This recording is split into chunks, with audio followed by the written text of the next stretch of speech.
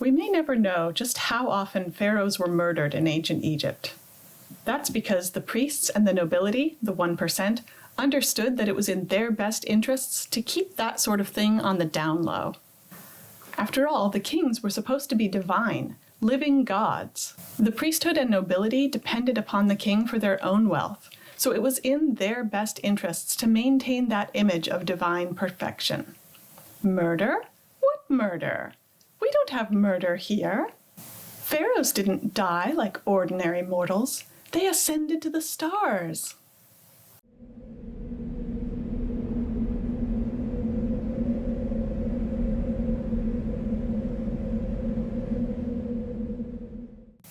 In last week's video, I discussed one of the few known cases of regicide in ancient Egypt, the murder of Amenemhat I. In this video, I'll tell you about the Harem Conspiracy of 1155 B.C.E. Before we get to the actual murder, let's set the scene. The last murder we talked about took place around 1990 B.C.E. The next time a pharaoh would be murdered that we would hear about would be nearly 800 years later. There's a lot that happened in between, most of which I won't go into right here. The main thing to know is that pharaonic power and wealth had declined significantly in the interim. This is because a particular few extra-despotic kings left the nobility feeling like they needed to keep their kings on a shorter leash. The main reason for the decline in power was because of Egypt's increasingly hot and dry climate that was affecting the ability of the Egyptians to grow crops, and that was a direct link to their wealth. The previous murder that I talked about happened during the Middle Kingdom's 12th dynasty. The next murder that historians are sure happened was during the 20th dynasty, the New Kingdom, during the reign of one of the descendants of Ramses the Great. Most Egyptian kings had a harem. That's a select group of women with whom they had sexual relations in order to supply plenty of heirs to the throne. The reason for this is that every Egyptian king understood it was important that he have more than one possible heir to choose from in order to secure his legacy and control of the country. The importance of having the Egyptian throne be handed down from father to son was enshrined in the religion of the ancient Egyptians in the story of Osiris and his son Horus. Sons of the king were idealized as men who used their strength to protect their father's legacy and his realm after his death. Due to the high rate of infant mortality, as well as the tradition of Egyptian kings to marry their own sisters, plus a few other obstacles, it was important for kings to keep a harem. Having multiple sons from whom to choose an heir, most Egyptian kings didn't announce their choice of heir publicly until it was actually time for that person to step up and take the throne. This is actually not too uncommon in other monarchies around the world and throughout history. It's strategic. By refusing to name an heir, the king could keep his options open, which could be important politically. Perhaps most importantly of all, though, to name an heir publicly could mean painting a target on that boy's back. We have to assume that there was at least some degree of competition and political maneuvering that went on in the harem. The ladies of the harem would have known that it mattered deeply whose baby boy got to be the next king of Egypt. Being related to the king was just about the highest level of power that a woman in ancient Egypt could achieve, with very rare exceptions. By declining to mention the names of their sons prior to coronation, it's extremely difficult for historians to figure out exactly how many sons a king had, let alone how he went about choosing which one would succeed him. It's very likely that this tradition was also at least partly intended to lend an air of mystery to the workings of the divine kingship. And yes, I think that's my favorite pun that I've said in quite a while. If you don't know his name, he's an heir of mystery. You can hate me later. Whatever choice a king made about who would succeed him as heir, they would want to ensure that the people saw it not as a political or even a practical choice, but simply the divine will of the gods. Ramses III had ruled for at least 32 years before he was killed in the Harem Conspiracy murder. So it's no surprise at all that his chosen heir, Ramses IV, was already old enough to oversee the trials of his father's murderers. The conspiracy had many participants.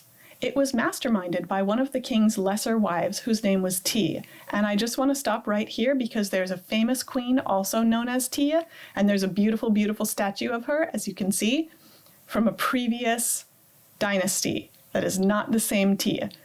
Queen T, not a murderer, as far as we know. This T, it's mentioned that she was a lesser queen. She was one of the king's lesser wives, so she wasn't the queen, but she was considered a queen. It's a little muddy. This T was determined that her son should be the one to inherit the throne. This indicates that T knew at the time that she formed this conspiracy that her son was not the choice of heir. Another interesting fact that sets this murder apart from the previous one is that in this case, there are records of the legal proceedings that followed the murder. We are able to read the names and the titles of everyone who was involved in the plot, and what happened to them. Tia was the mastermind of the plot. In order to put her son Pentawere on the throne, Tia enlisted the help of several servants as well as officials of the king's government in order to see Ramses III murdered. It seems that the king was visiting the harem when his throat was slashed fatally. I haven't been able to pin down any record of the details of who actually wielded the fatal knife. That detail may be lost to history. The means of his death was finally confirmed in a CT scan performed in 2012 that confirmed what historians had long suspected, that whoever slashed Ramses' throat slashed it to the bone.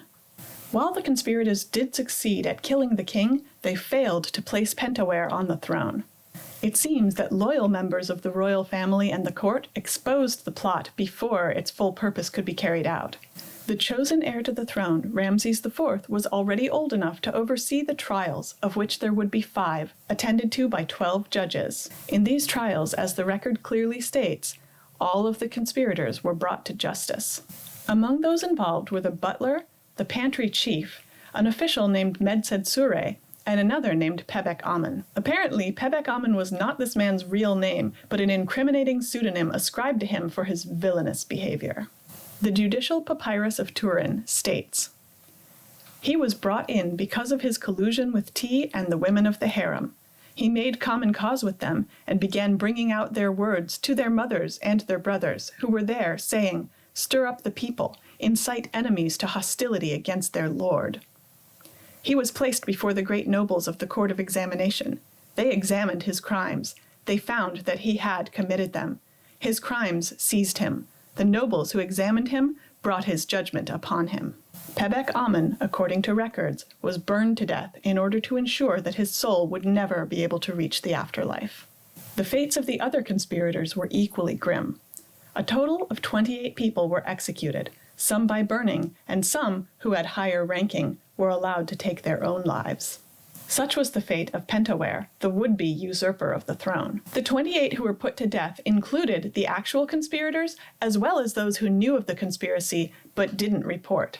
Additionally, 4 men were punished by having their noses and ears cut off for cavorting with some of the ladies of the harem who had been in on the plot. It's terrible, terrible thing. A mummy, referred to as Unknown Man E, is commonly believed by Egyptologists to be the body of Pentawere. His DNA indicates that he was a son of Ramses III.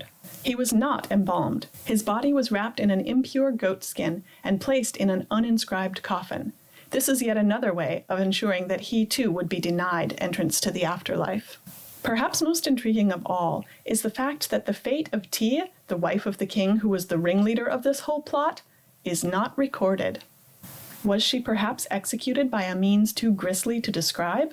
Or was her execution recorded separately and simply not recovered? Perhaps she was allowed to do life in prison? But I doubt it. It seems much more likely that her betrayal would have led her to a sticky end. And after all, now that she had advocated for the murder of her own husband, who would be left to advocate for any degree of clemency on her part? Presumably, once the others were all executed, there would be no one left to have much sympathy for T. The amount of detail that we get to know about this murder shows a vastly different policy from the way things were carried out after the murder of Amenemhat I some 800 years before. It's a common phenomenon that the people who go out of their way to make a big show of how strong and tough and brutal they are usually trying to cover up the fact that they don't actually feel strong at all. Bullies lash out because they themselves feel insecure. So it's worth bearing in mind that when we look at ancient Egypt and we see a king who goes out of his way to demonstrate how brutal and draconian his policies were, he was probably feeling a little bit insecure in his kingship.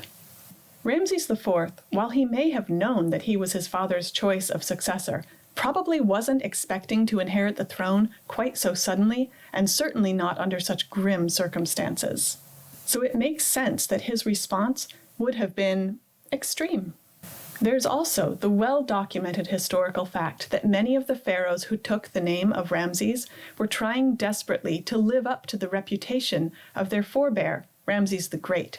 Over the generations, as they fought to maintain their power and wealth despite the drying climate, these kings would inexorably move Egypt toward a weaker and more vulnerable state in which suddenly they would be much more open to attack from the outside than they ever had been previously. The fact that the mechanisms of justice were so visible in the 20th dynasty suggests that they were struggling to maintain the veneer of divinity. They still insisted that the pharaoh was a living god, but the amount of resources they were able to dedicate to upholding that claim was dwindling. To the best of my knowledge, these two cases of regicide are the only ones that Egyptologists are certain of that took place during any of the so-called golden ages of ancient Egypt. Were there others? I can't help but think that there probably were. Does the fact that she plotted the murder of her husband mean that Queen Tia didn't believe her husband was actually a living god? And if so, did all her co-conspirators believe the same?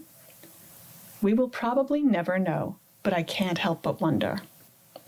If you've enjoyed this video, please check out my Patreon where you can take full-length, in-depth historical classes with me and ask me questions in person. We have a lot of fun. Thanks for stopping by. It seems that loyal members of the royal family and the court... Oh my God, what did it say? In these trials, as the... Because he wouldn't be. The wouldn't be heir to the throne. The son of Tay-Tay? Yeah. Tay-Tay. The son of Tay-Tay. Yeah. Pentaware, the son of Tay-Tay. Yep. Yeah, Taylor Swift is in this story. Did you know? Yeah.